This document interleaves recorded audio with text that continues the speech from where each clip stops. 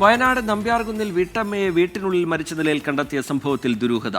കൈഞ്ഞരമ്പ് മുറിച്ച നിലയിൽ കണ്ട ഭർത്താവ് തോമസ് വർഗീസിനെ നൂൽപ്പുഴ പോലീസ് വിശദമായി ചോദ്യം ചെയ്യും. നമ്പ്യാർകുന്ന് മേലേത്തതിൽ എലിസബത്താണ് മരിച്ചത്.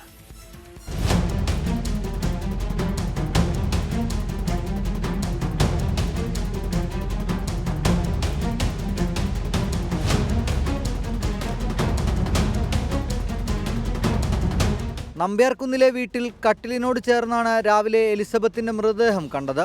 സമീപത്തായി ഭർത്താവ് തോമസ് വർഗീസിനെ കൈഞ്ഞരമ്പ് മുറിച്ച് രക്തം വാർന്ന നിലയിലും കണ്ടെത്തി. മകളെ ഭർത്താവിന്റെ വീട്ടിൽ വിട്ട ശേഷം ഇന്നലെ രാത്രിയോടെയാണ് ദമ്പതികൾ വീട്ടിൽ മടങ്ങിയെത്തിയത്. ഇവർ രണ്ടുപേരുമല്ലാതെ രാത്രി മറ്റാരും വീട്ടിൽ ഉണ്ടായിരുന്നില്ല. ടൗണിൽ ബേക്കറി നടത്തിയിരുന്ന തോമസിന് കുടുംബ പ്രശ്നങ്ങളില്ലെന്നാണ് നാട്ടുകാർ പറയുന്നത്. ഡോക്ടർമാരിൽ നിന്ന് ലഭിച്ച വിവരങ്ങളനുസരിച്ച് എലിസബത്തിൻ്റേത് ശ്വാസം മുട്ടിച്ചുള്ള കൊലപാതകമാണ് എന്ന പ്രാഥമിക നിഗമനത്തിലാണ് നൂൽപ്പുഴ പോലീസ്. ശരീരത്തിൽ മുറിവുകളൊന്നുമില്ല. പോസ്റ്റ്മോർട്ടം റിപ്പോർട്ട് കിട്ടിയാൽ മാത്രമേ മരണകാരണം വ്യക്തമാകൂ. തോമസിനെ കോഴിക്കോട് സ്വകാര്യ ആശുപത്രിയിലേക്ക് വിദഗ്ധ ചികിത്സയ്ക്കായി മാറ്റി.